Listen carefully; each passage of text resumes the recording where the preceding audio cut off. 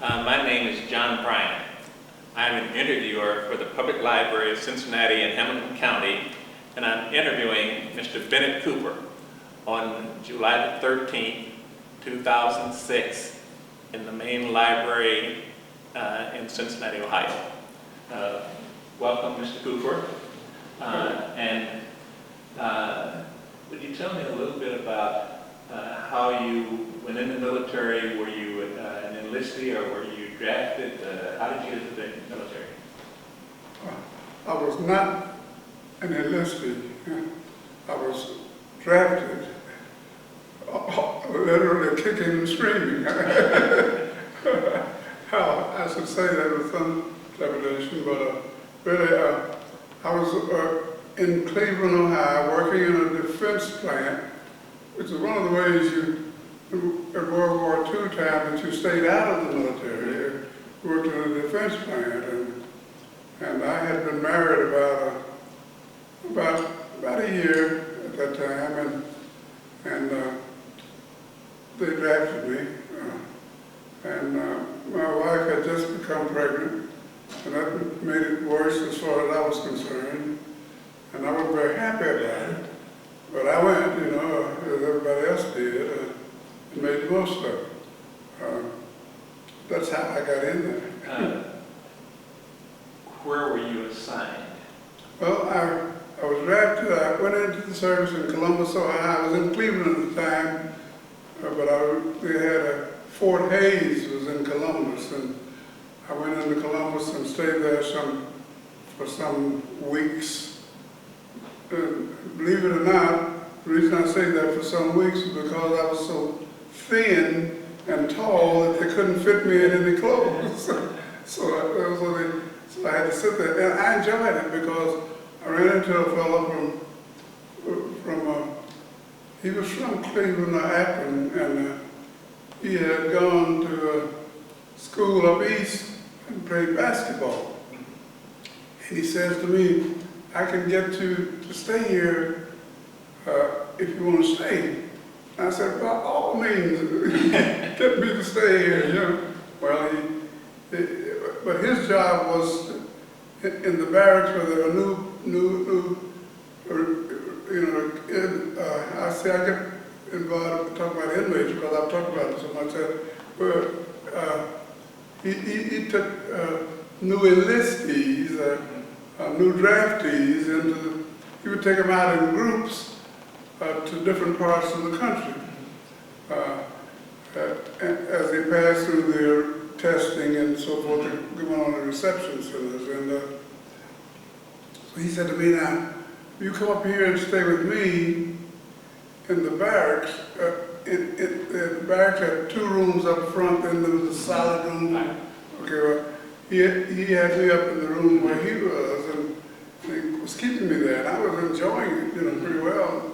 In fact, my wife was able to come down from Cleveland to visit a time or two while I was there. Well, so I was staying there, and he'd go out and stay 3 or 4 days. He'd take somebody to New Jersey and come back. He'd go take a month off. But one time, he took a group to California and was gone a week. They shipped me out while he was gone. So where were you shipped off to then? Well, I was shipped to Jefferson Barracks, Missouri. I'd never been there before, of course, but I spent my basic training in Jefferson Barracks, Missouri. And at the end of basic training, they shipped me to Fort Lawton, Virginia. In fact,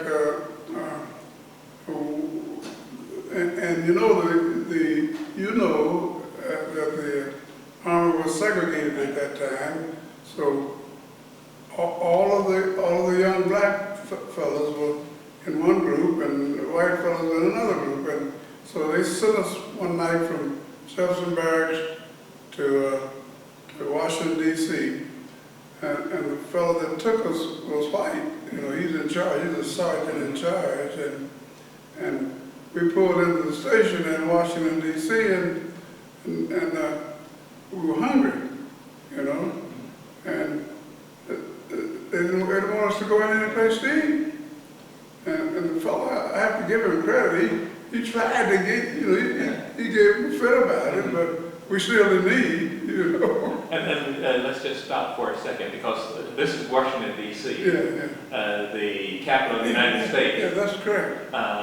And you were in the military, and yet you could not get served. The black soldiers could not get served at a facility that serves white patients only. By law. That's exactly right. So that was a very good beginning for service in the Army. It wasn't very good to me, and I never have forgotten it, never will forget it, and somehow keep that in the back of my mind someplace.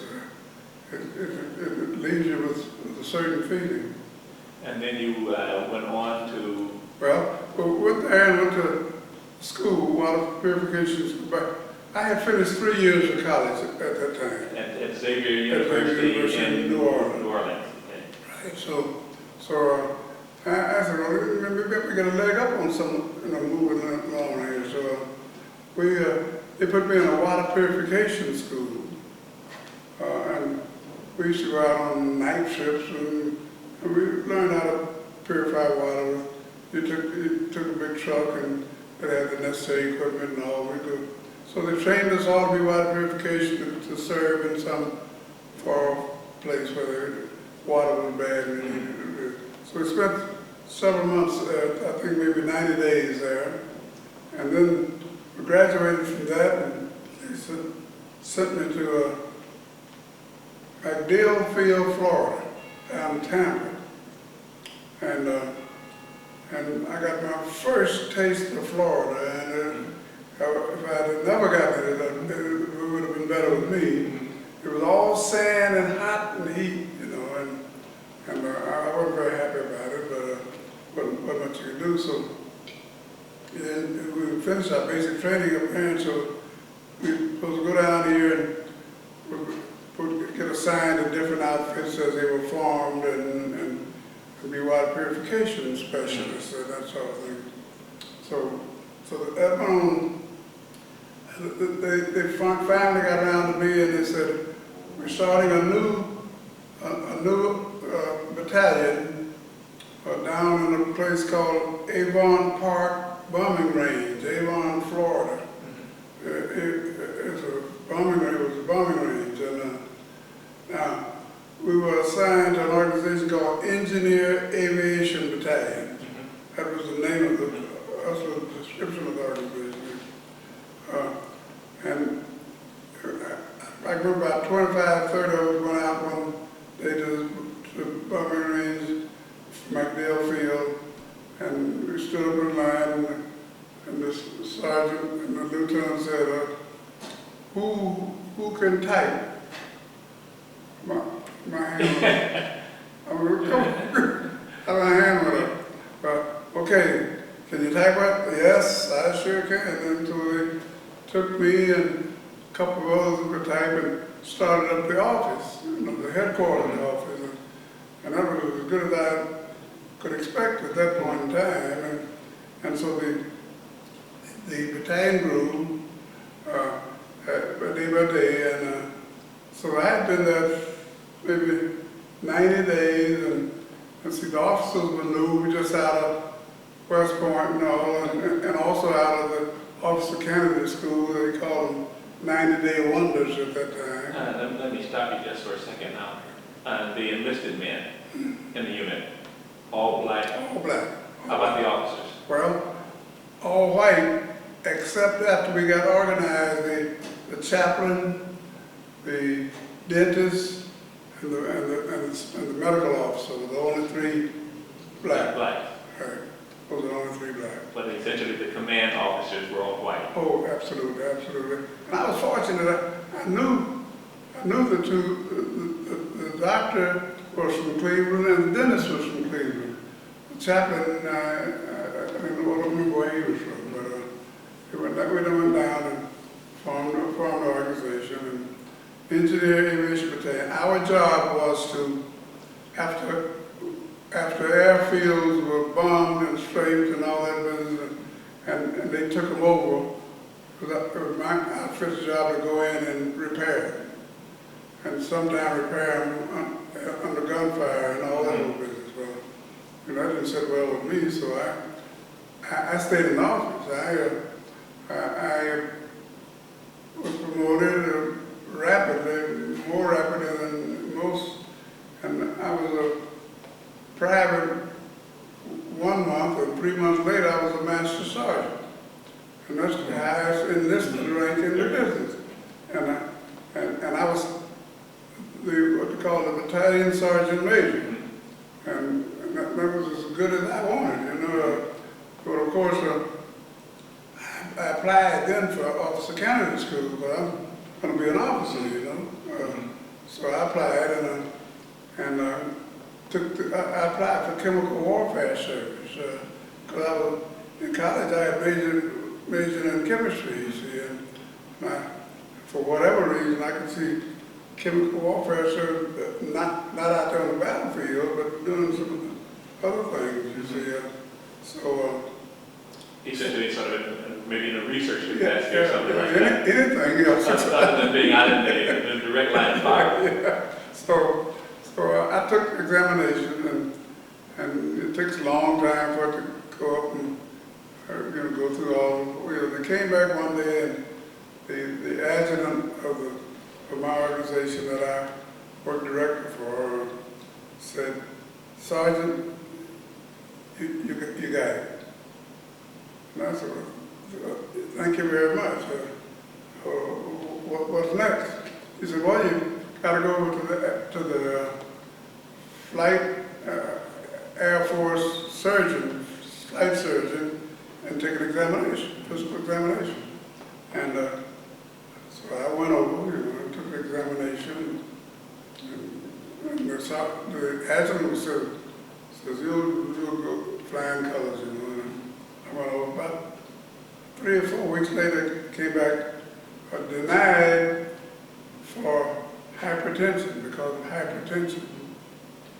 And now, how old would you have been at that time?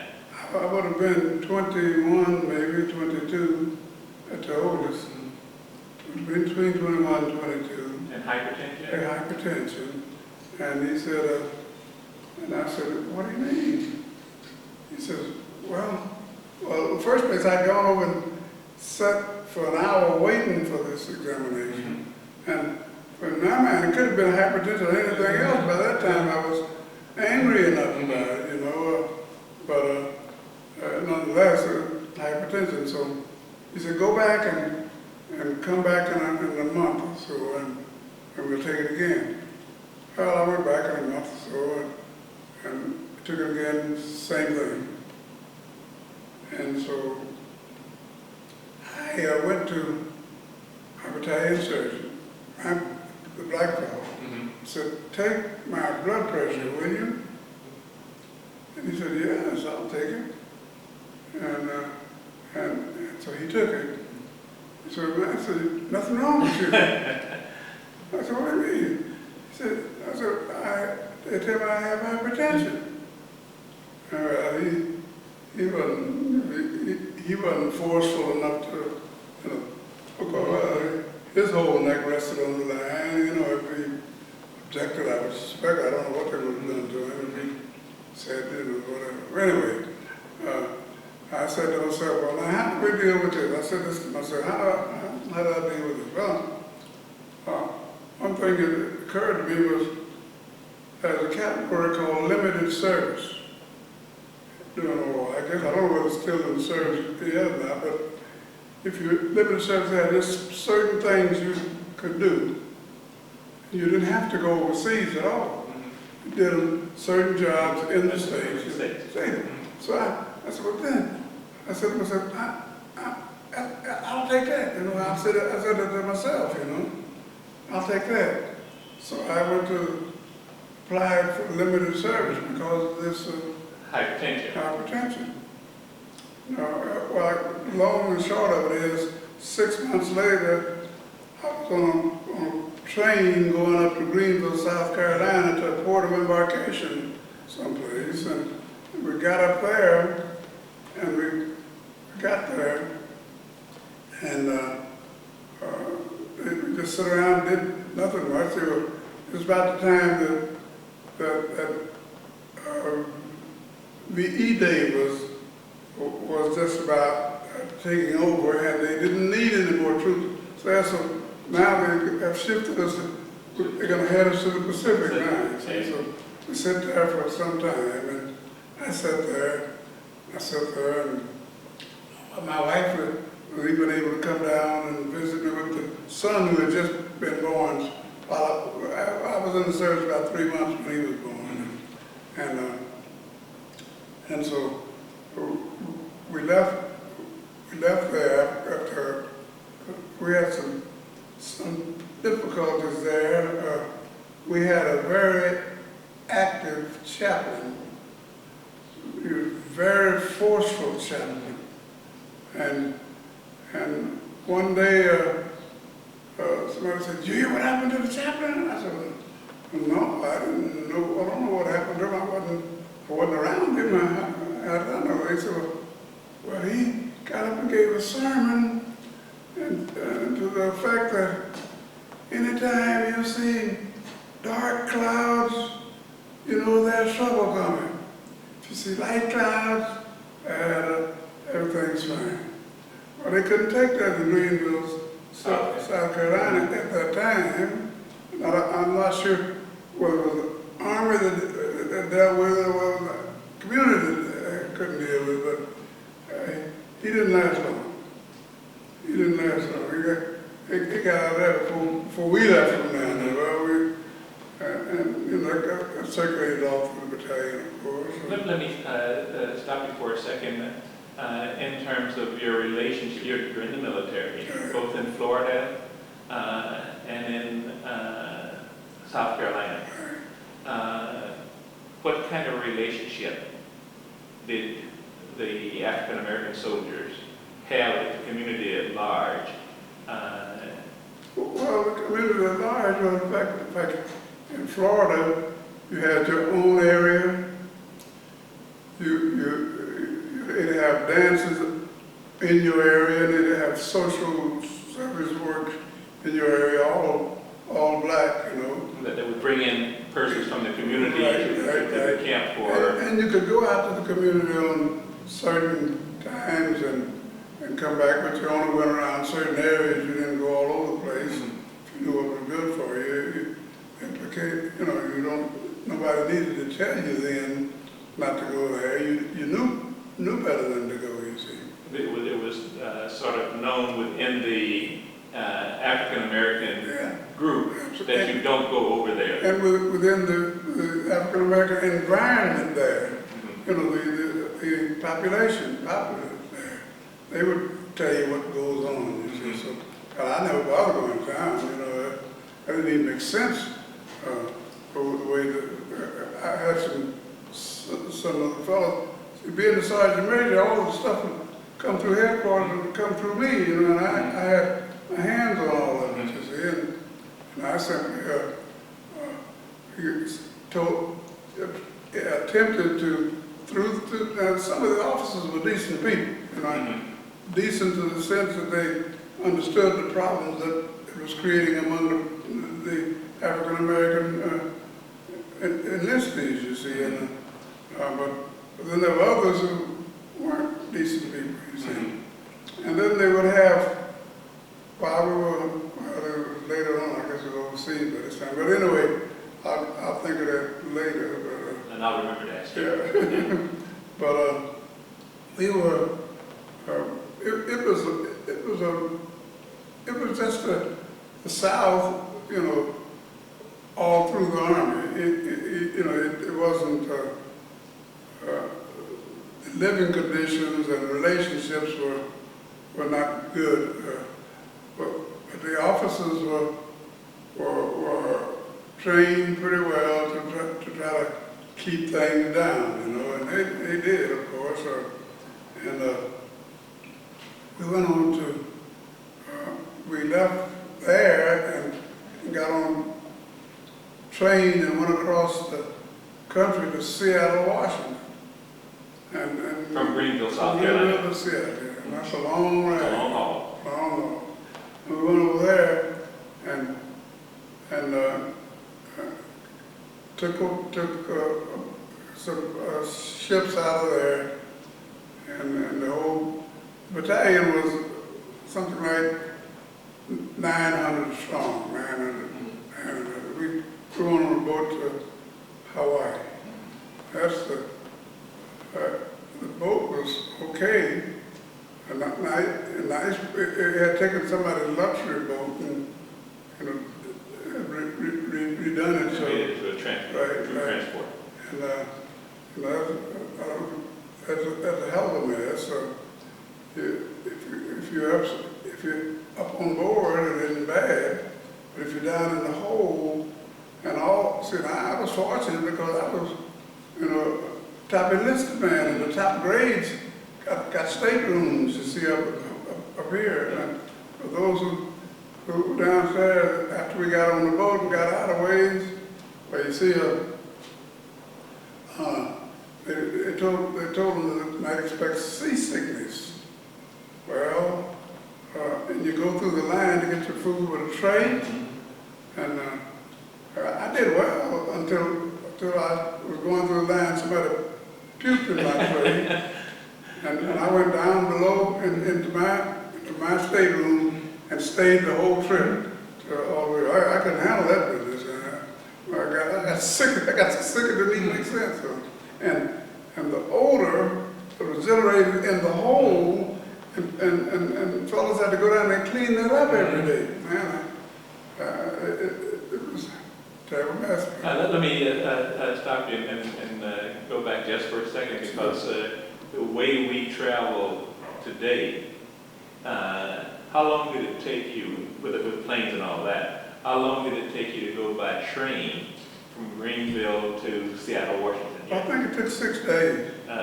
So 6 days to transport the battalion from Greenville to Seattle. It went all sorts of ways, supposed to be, nobody could follow the path, in case they wanted to direct the train or something. And then how long did it take you to go by ship? It took Hawaii. It took 2 weeks. From here to Hawaii wasn't really dangerous. It's after you left Hawaii that it really got dangerous. So we it took about 5, 6, 7 days, I think it was. Maybe 7 days. I stayed down my stateroom 5 days. It must have been 7 months. But it was terribly sad. But we got to Hawaii, and we went to Hickam Field, and you build your own, put up your own perimeter tents and all that sort of thing, and reasonable. But what they wanted to do then was take you over across the island to a place called Waimanella Beachhead, and that's where they would train you for whatever they were training you for. I never did figure out what they were training me for over there. I went over, but I didn't do anything. But you jump out in the water, but the comedy was and not serious comedy, of course, but it was the first day we went out there, we were out. And they had these training areas already built, you see, and they had the restroom was a little shack out way up in the back, maybe 40 yards behind the tents, and they had been there for some time, you see, and the tents had wooden platform and pyramidal tents, so it wasn't a bad situation, but the first day we got out there, the cooks had gone on ahead, didn't have meals ready and all that sort of thing, and it had dinner, whatever it was. And first night, somebody said, "Oh," couldn't figure out what it was. Pretty soon the place is in an uproar. Everybody's trying to get to the restroom. had diarrhea. And if you never saw anything like it before in my life, they had lines in these little restaurants out there, had lines one like behind the other. So let me see if I get the picture. You essentially had the tents, or almost like punch huts, where the troops stayed and slept. Right. You didn't have inside No, toilets, but the trains were some distance away, and so you had to go from your sleeping quarters outside and some distance away to where you get in line. So it was really a mess. And I just throw this in right now and tell you, I've had the same thing happen in prisons. Diarrhea, some nightmare, and everybody making a beeline for. But when I got in prison, I said, oh hell, I've heard that story before, you know. But we went out there, and everything went well. Well, let me go back.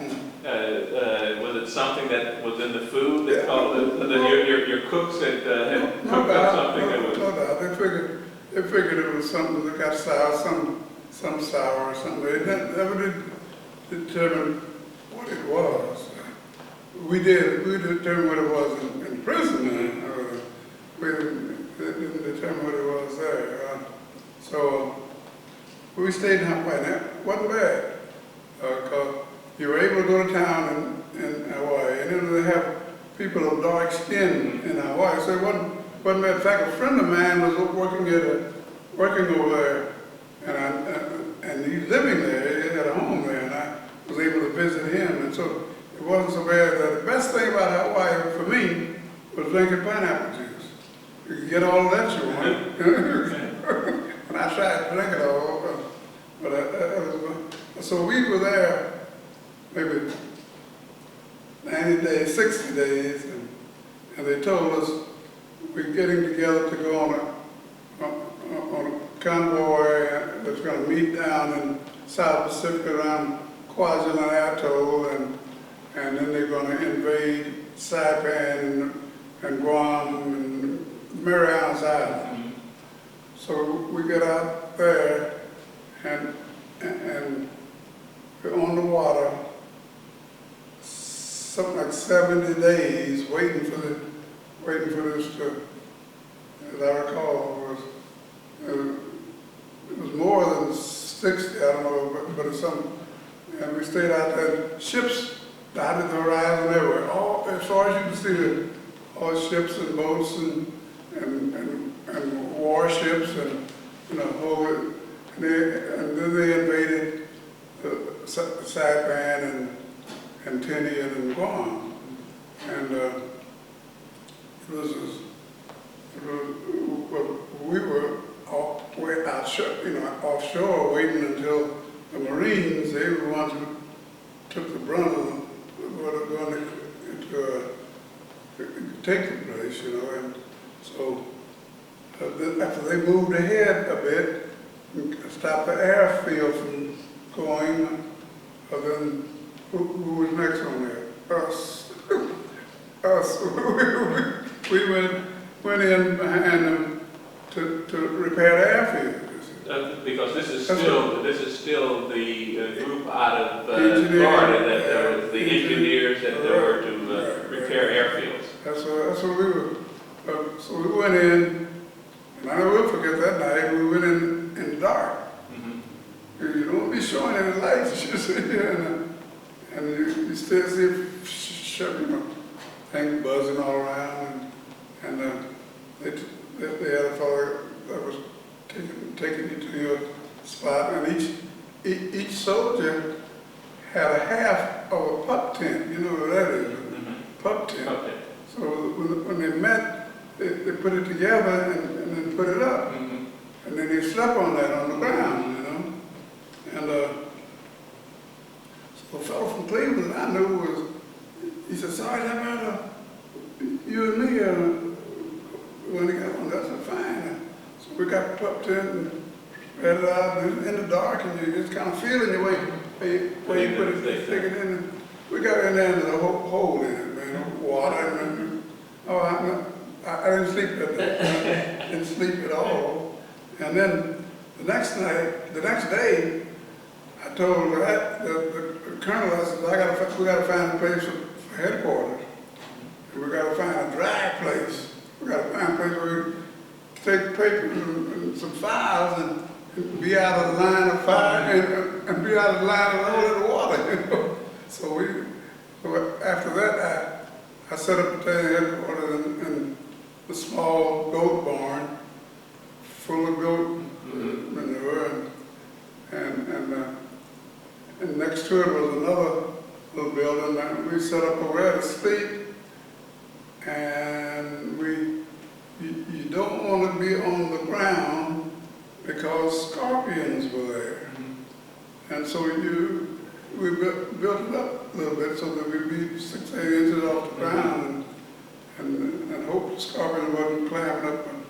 Now, would these be buildings that had been vacated? Yeah, and some of them burned and some just mutilated, you know. And then you sort of commandeered those to set up your command center. Command post, but you set up this thing to sleep on at night and wake up in the morning, scorpions all around you. You know, you got to jump over them to get and this fever was going around at the same time. Dengue fever, I think was the name of it. But everybody had it, you know. Everybody was wondering, like I said, wasn't it worse for anybody than it was for me? I wasn't any worse than they were. Everybody just suffered with it, took it, and the officers, you know, they tried to set examples for courage and all for what that was worth, you know. But it wasn't worth much. I might hasten to say. But so we fixed the air base and Saipan. Saipan was the island we went on. Saipan and Tinian right over there, you can see it. It was 2 miles offshore, and Guam is up this way, maybe 10 miles up. And so then we got, there was a lapse in war, you know, and things got kind of quiet. We built huts, we built pyramidal tents and wooden structures and dug our own latrines and all that, and set up our own movie theater on the side of a cliff and put the stage down there and had bum racks, what we sat on for seats, bum racks, and everything was going pretty good. And one of the instructions was that we had these long pyramidal tents, maybe 12 by 12, something like that, and, you know, 6 people could sleep in them, and they said, be sure you dig your foxhole right outside your bed, you know, your cot.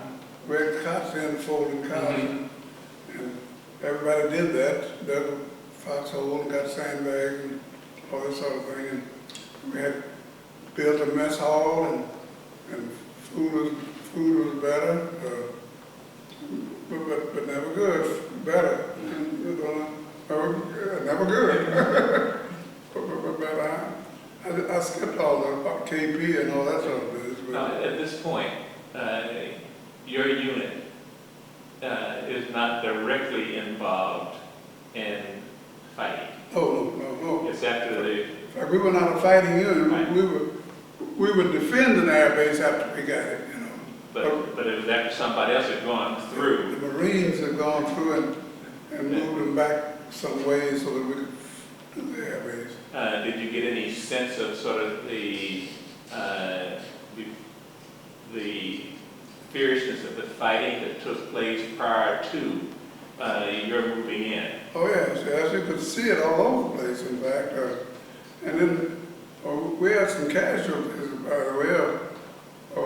We had to do the airfields at night. And we had the heavy equipment, you know, and they have to maybe doing the asphalt and so forth. And we had 2 people. Well, before that though, everything had been going smooth for some time. We had movies and all that whole business, and at noon they rang this air raid siren. That's to let you know, as a practice, so you're aware of it. And so every day at noon, it was, everything was smooth. One day, everybody just jolly and went down the street going to dinner and going to go on lunch. And the IRA siren went on, nobody paid attention. All the Jap planes came over and just strafed the whole unit, and we had some casualties in, but we ran and got in the foxhole right quick because, and the planes were suicide planes because they came down and made a sweep to come back. By the time they come back, the gunners are up shooting them down, shooting them down pretty well, in fact. So they didn't intend to go back. To get back. Yeah, but and we saw a lot of kamikaze kind of things. But it was, they had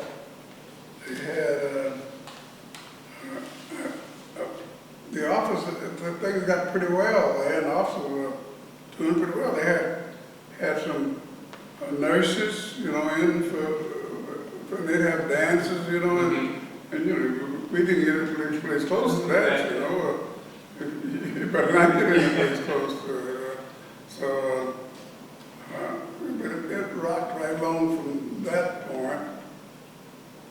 We got it cleaned off enough and quieted down as the fighting moved on up toward Okinawa.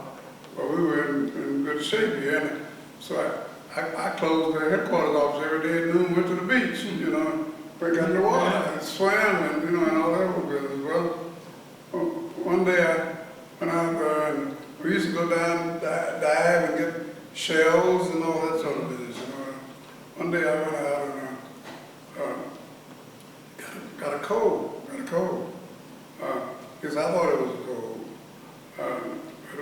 I got knots here and here, huge knots, and we didn't have any first class medical people there. And they look at it and they tell you got sinusitis. And I said, well, what do you do, Lord? So they gave me medication, and but by that time they'd gotten us ready to go to Okinawa. And we go through all this again, and somebody invaded the place, and then we had to go up there. Well, got up there, and see, Saipan by now is a pretty smooth place to spend time because it's cleaned up, and you had to worry about being jobs. All of them were cleaned up, cleaned off the island. And so the colonel in my outfit said, Sergeant,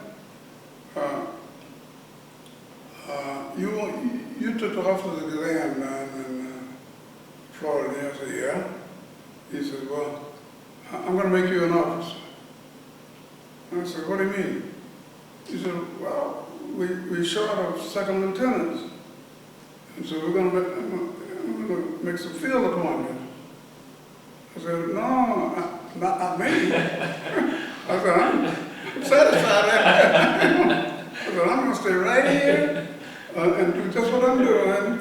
I absolutely refuse. He said, why? I said, those second lieutenants are leading the troops up into the caves, cleaning out the Japanese, and they dying, 50% of them getting killed. I'm not going up in there. And he said, well, that's the way you feel about it. I just thought you should have had a commission. I said, yeah, well, it's too late. Too late for that. And so he got the message. So thank you, but no thank you. Yeah. So I was really serious about that, man. But in a way, I was going to accept the appointment. We had people, just literally going berserk. I had one of our supply sergeants, a good friend of mine. See, the B-29s were leaving Saipan and Tinian, going to bomb Japan, you see. Let me go back for a second. Essentially, what you're saying is that when the Japanese were cleaned out of the place. Okay. Then you moved in Right. and made the airfields safe, sort of a staging area Right. for U.S. planes to move up Right, and take right. off closer to. So were you aware of any major surveys from that the U.S. airplanes were staging from places that you had cleaned out? We knew that just before the atomic bomb was dropped, we knew something was going on, and the planes that dropped it left from our airbase, either Saipan, Guam, or Tinian, and went up, and the officers were whispering, you knew something was going on. Nobody really knew what nor when, because they were bombing all the time, but they weren't dropping, at first they weren't dropping the atomic bomb, you see. But essentially the Marines went through and they did the dirty work of securing the land. Absolutely. And then you came in Did the and dirty did the dirty work of making the airfields safe for taking off. Then the Air Force came in with their warplane that took off from there. Okay. And so when we moved up to Okinawa, my sinuses bothered me, and I said, well, this time you had to have a certain number of points to come back. You had so many months, so many points, and you had so many, and it's about time for me to get close for me to come back, you know, and these knots got so large here that they flew me back from Okinawa to Saipan to the hospital. They had put up a pretty good hospital in Saipan. Let me go back. Did you have segregated medical facilities also that when there was a situation that you had to be brought back for medical treatment? No, the hospital, if you were ill, wounded, they waived the color. You could be together. Okay. But because the hospital served the whole area.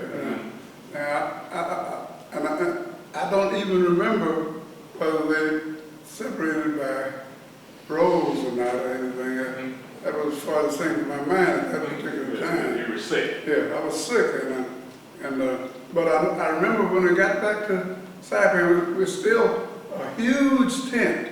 It was the hospital, really huge, and a typhoon hit the night we got back, and everybody had to get up and hold the tent down to keep it from going away. Yeah. And it lasted until the next day, and then it was damaged. A lot of it was damaged. A lot of people some people were injured in it, and they got it back together. But they got me out of there. They said they couldn't operate there on my nose or head, and flew me back to Riverside, California.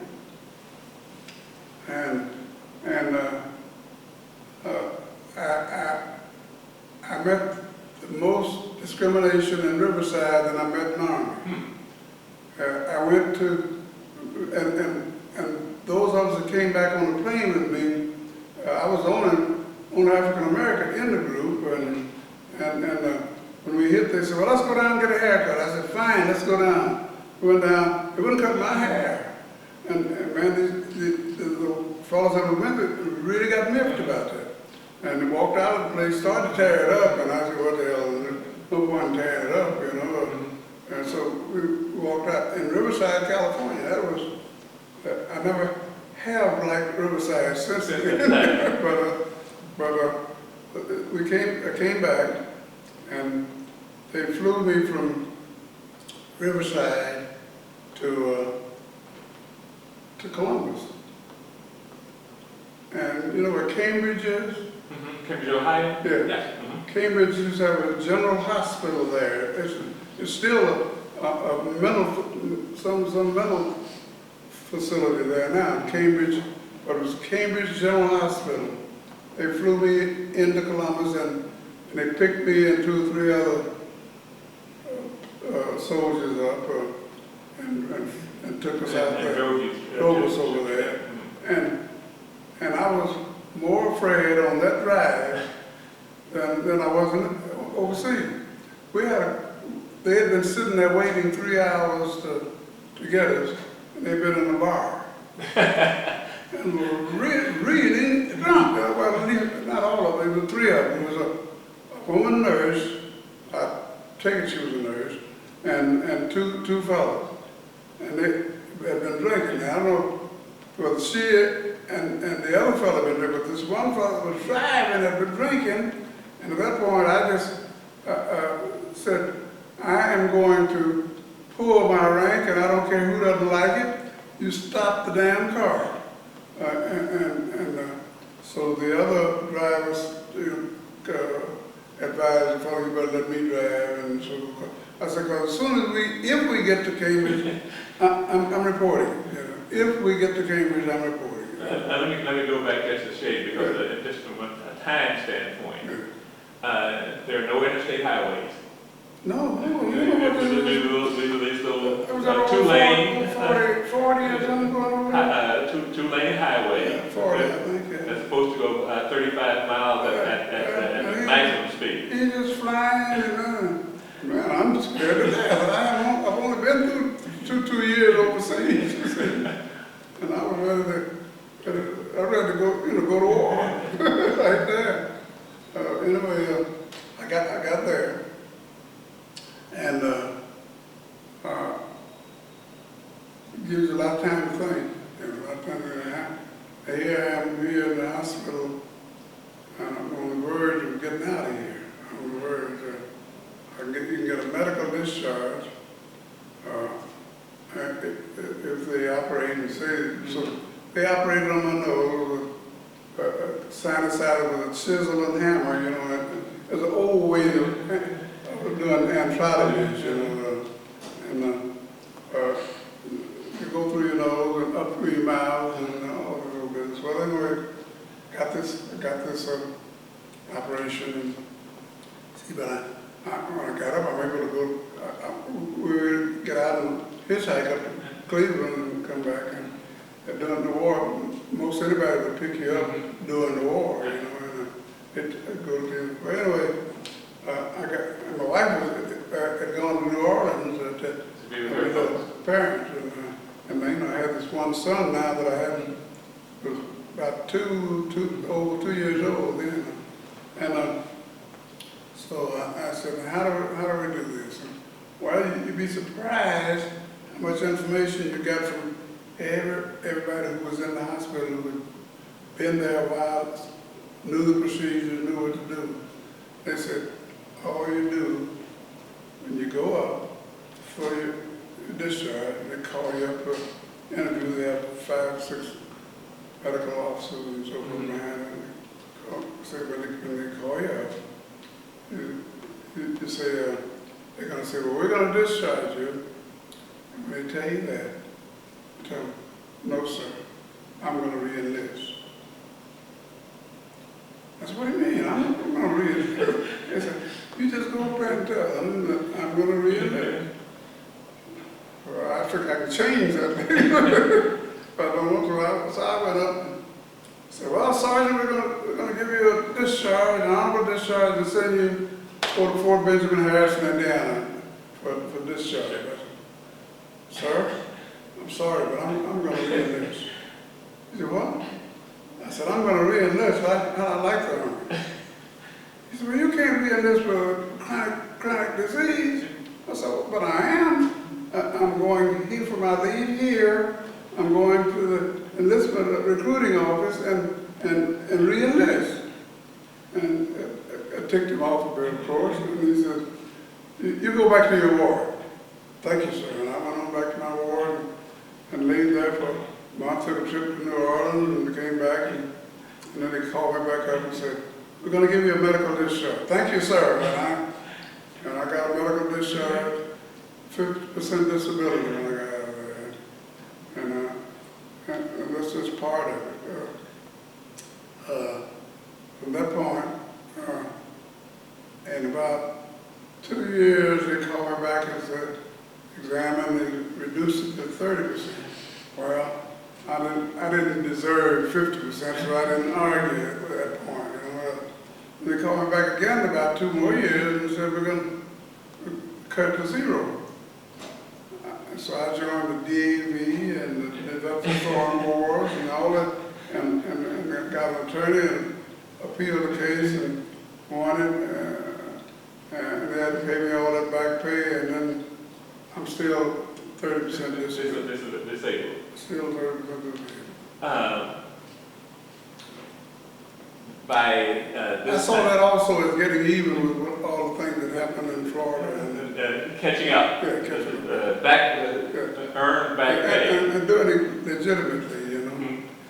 Mm-hmm. By this time, let me take you all the way back to Okinawa, because you started to tell a little bit about that in terms of the, you were still in Okinawa when the planes were taking off to drop the atom bomb. Oh, I was in Saipan when they dropped the atom bomb. Okay, tell me a little bit about what did you feel and sense at that point in time? Well, like I told you, the officers knew something. They knew something big was going. They didn't say it. They didn't tell anybody. But you could tell something was going on. Well, these B-29s have been going back and forth all along. And there made so much noise. A lot of our soldiers were going in the caves and blowing their tops, you know, and it's going berserk. Well, when they came back, when they dropped the bomb, and they came back when planes landed, a couple of them didn't make it back, but then it was broadcast on the radio, and we knew what had happened, you see, and cheering and so forth, you know, and you know, the war didn't last long after the atom bomb was dropped. But we went to Okinawa after that, you know, and I wasn't very happy about that. I thought, well, we're going the other way now, there's a war about over. But anyway, they went on up there, and it quieted down after Japan, you know, after atom bomb dropped. It was just a question of living it out. I had no problems with regard to.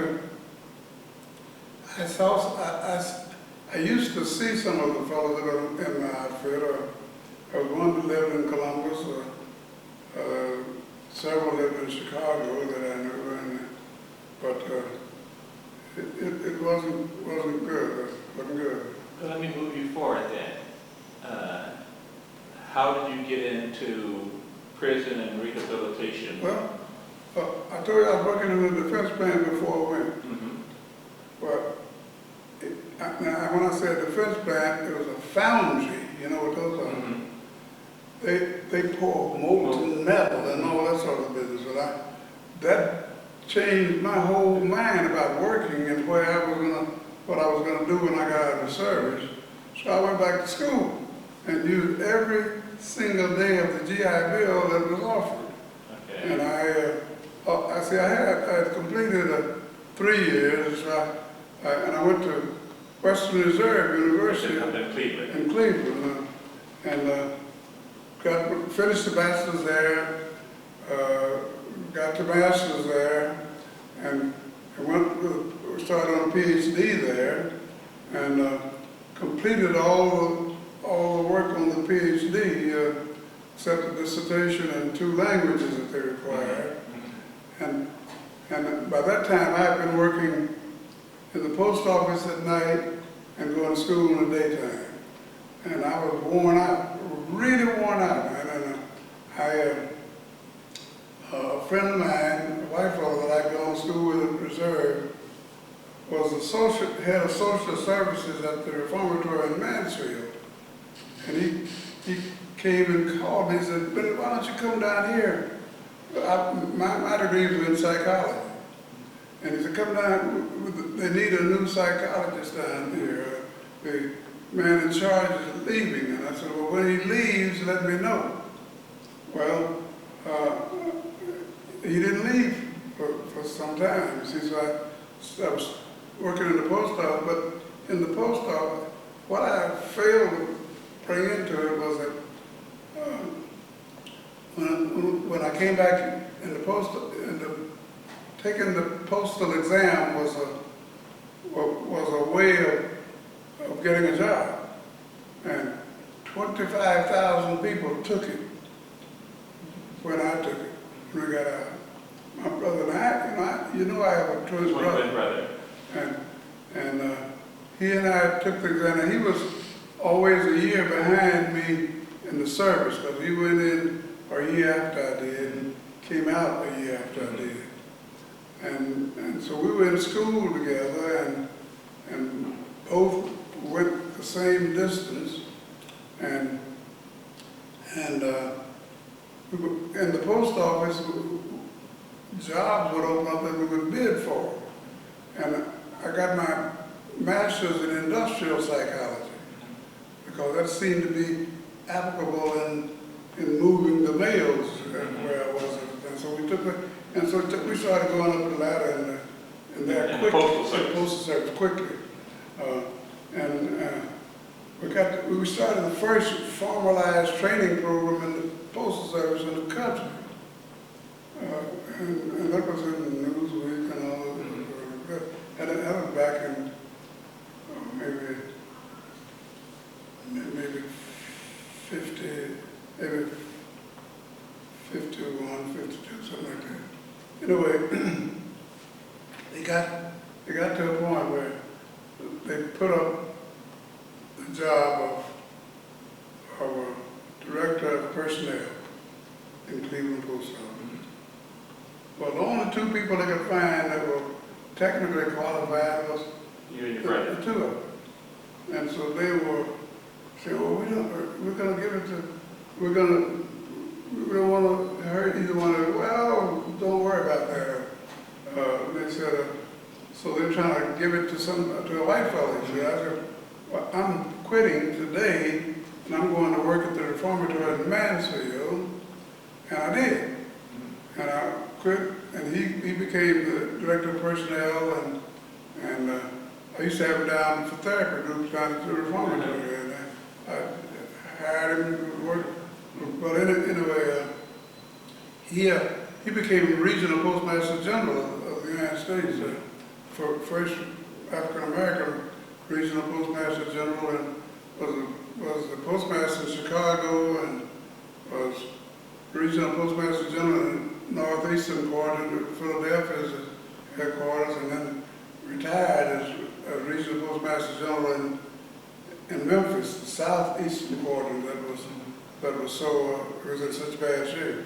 So he went up the ladder in the postal service, and you went up the ladder in the criminal justice system. Yeah, I never regretted it either. Never regretted it.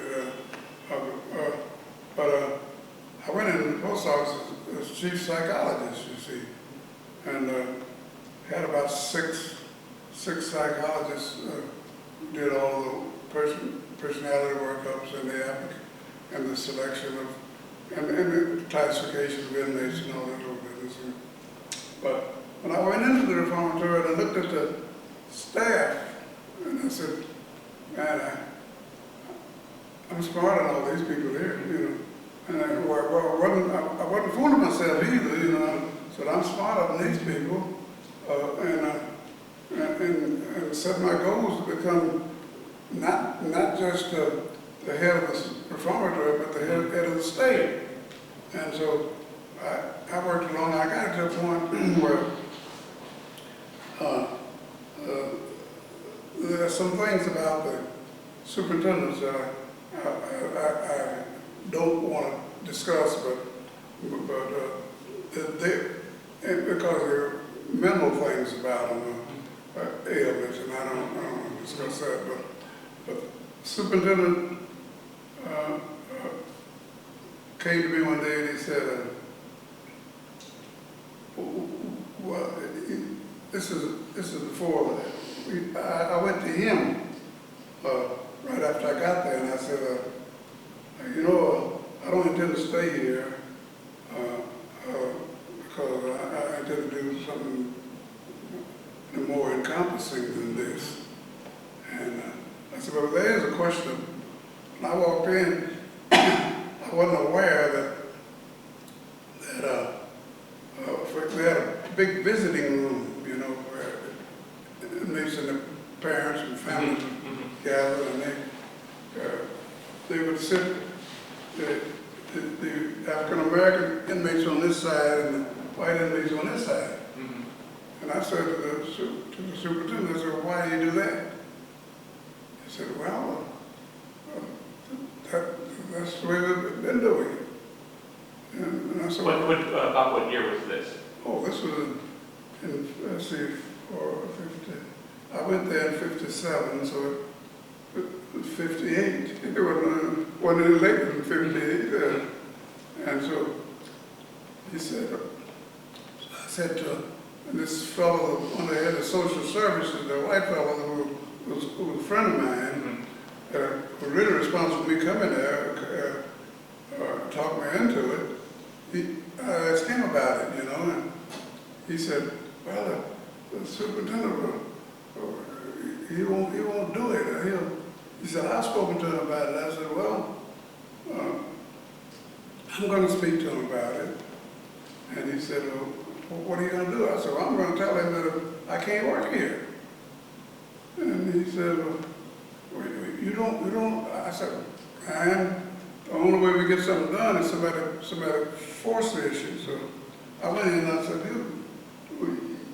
you say they want it, he told me they want it like that. I said, who wants it like that?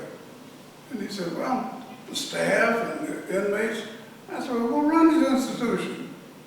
And he said, he does. I said, well, do you want it like that? That's the real issue. Do you want it like that? He said, well, I don't want any problem out of staff. And I said, well, I'll tell you what you do. Tomorrow, you tell them you're going to, as they come in, you see them. Wherever, if the first one comes in, then the second one comes in and on around. And he said, well, the officers well, I said, just do it. Just give it a shot.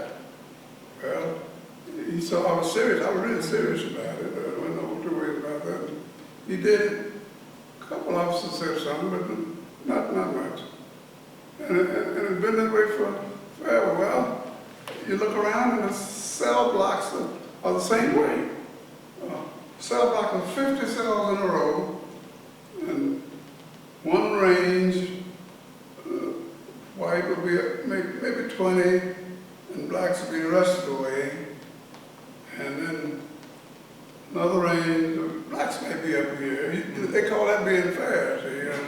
And then the whites right up here. And I said, well, that's No, this is 4 or 5 years after the Brown versus Topeka, Kansas school decision that essentially said that state mandated or practiced segregation was unconstitutional, but you were still doing this in the prison system. There are those still doing it in the prison system.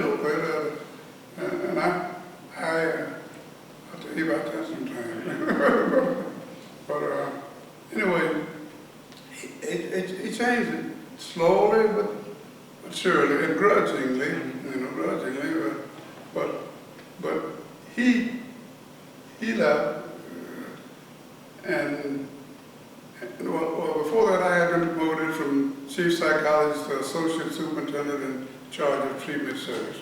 Okay. Well, now I got a little more power. You see, I got more power. Because I determined where people were assigned and so forth and so on. The other part was early in the game, the psychologist, the social worker, chaplain, and several other treatment personnel, and some custody people made up a classification committee that determined where each inmate would be assigned based on the testing and previous experience and lack of experience and all that. So, in one place where all black, guess what it was? Guess what one spot in an institution that was all black. No, it's not telling. The reason it's not telling because you're going to see the kitchen or something like that. That's what I was going to do. I don't know, it was a coal pile. That was stick shoved into the coal pile. And then, of course, I wouldn't have even thought of No, this point in time. that's why I told you, you wouldn't have thought that. That's what the coal pile. I said, well, why are all on the coal pile all black? And he says, oh, they want it that way. I said, oh, come on, don't tell me that. And so we got all that changed, but it was like, pulling teeth, man, pulling teeth. It was a tough hustle, But, so then, when and how did you become the superintendent? I'll tell you. Yeah. Okay, I'm now the associate superintendent, right? And they have another associate superintendent who is in charge of custody, security and custody. So he and I are virtually on the same level, we both report to the superintendent, okay? Well, the superintendent... And the superintendent reports to the governor? Reports to the director of corrections, a cabinet member of the governor. Of the governor. And he reports to the governor. So there's a director that's on the cabinet for the governor, and so it's the superintendent reports to the cabinet member. Right. So here we are, both of us sitting. He's here. And he's been in the service 40 years, or 35, or 30, and I'd only been in maybe 6, 5, 6 years. And so what do? They brought up a fellow from the penitentiary who was an associate superintendent there and put him in charge of the institution. Now, that didn't sit well with me. However, he had more service, seniority, and had been skipped over once himself, and so he brought him up and made him the superintendent. So the director came up. I said, well, now, let me tell you something. He and I are about the same age. And we're not going to grow gracefully together here. And so that one of us is going to be leaving here, I don't know if it's going to be him or it's going to be me. But I said, I'll give it a shot, and see how it goes, and I'll do my job, But one thing you got to do is, you got to do your job. You got to get the staff to trust you. Now I'll tell you how I got the custody staff particularly. I'll tell you how I got them to trust me. I live not very far from the institution in a state-owned house, about a mile or so away. And one night they called me and said, "We've got an inmate here who's tearing up his cell, gone berserk." I said, "Well, put him in the hospital and strap him down or something." "No, we can't get him out of there." So I said, "Well, okay, I'll be over."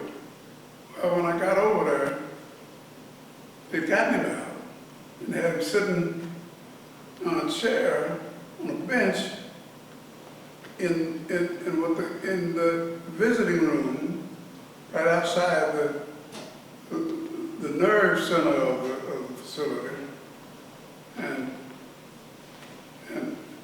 I went in, the big gates open, clank shut, and I come on in, another little clank shut, and I walk in, and he's African American, eyes were red and bloodshot, and he was berserk, right? And he looked up at me and he said to me, "You black son of a bitch, why are you coming in here?" Well, that was the wrong thing to say. Huh? That was the wrong thing to say, And now I'm 6'3", and I weigh 200 pounds now. I was weighing 270 then. Diabetes and got me down this way. But I walked over and slapped him as hard as I could. Whack! And he straightened up. Straightened up and said, I said, I get up and go over to the hospital and don't give these people any more trouble. Just like a lamb. Right up and over. I never had another problem with anybody. And the only problem was it called me too often. I said, you don't need me, you know. You don't need me. But you gotta, I told you that to say, you gotta gain the respect of all of them. And the one thing I insisted on was being fair to everybody that came in the institution. And I went down, every Monday morning they had a new group that came in. I'd go down, I'd address them, and I'd tell them, I'm the superintendent. That's when I was the superintendent. And I said, anything that goes wrong in here, I'm responsible for it. Anytime you do something that hurts somebody, I'm responsible for it. If they hurt you, I'm responsible for it. All you have to do if somebody bothers you is get the message to me. And we have what we call kites, an envelope that's opened up. You write it in and you can seal it and address it to whomever you want to address it to, and it better not be open before it gets to that person. And so I said, you write a kite and tell me who it is and what's going on. And that, every time somebody wrote one, I interviewed them or had somebody else to interview them. I interviewed at least 2 days a week inside. Let me take you back and ask you a question. Mm-hmm. What's the difference with you, 6'3", 270-pound African-American, smacking this African-American and a white person, 6'3", 270 pounds, smacking him? What would be the difference in terms of why it was all right for you to do that and probably would be very problematic for a white officer to do that? Well, simply because of my position there, and being black, he knows where I'm coming from. He knows that I'm really serious about it. You can't call me be a black son of a bitch and get away with it. Nobody can that I know of. So you call this person up, do you white son of a bitch? Well, Could he, and they do. And they get hit upside the head too, you know. But I don't want to hurt him, you know. I want him to understand what I'm talking about. See, when I went in, the inmates used to wear a white cap. And I said, what are those white caps for? Somebody's hit him on the head with billy club. Club. Well, we had to stop that noise, you know. Soon we'd quickly stop that. That's brutality that I couldn't stand at all. And but nobody can they know what. I'll give you another example. We had a ride at the penitentiary, not a ride, a sit-down strike. And so they would sit down and don't work. I said, well, don't eat, don't work, don't eat. And see how that goes over. Well, they wouldn't go to work, still wouldn't go to work. So I said, get me together, one man out of each place, and each cell block, and we'll talk about that. And I got down there and had some officers there and about 12 inmates there, and they said,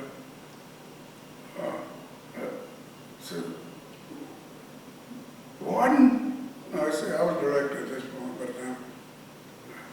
the time this happened. I was the director. It makes it a little bit different. I was the head man in the state. For the entire state. Yeah. So the analogy is not real good, but it illustrates the point that I'm trying to make here. A fellow jumped up and said, "Now you're going to have to let us do more than you're doing here." And he said, and I said, wait a minute. Well, who are you? What's your name? And he told me. I said, well, how long have you been here? I was director then, and he said, oh, 12 years. This is the penitentiary where this is going on. 12 years. I said, how much more time do you have? He said, oh, maybe the rest of my life. I think I'm on a life sentence or something. And I said, well, son, let me tell you something. I'm trying to give every man a fair shake to voice what the problems are.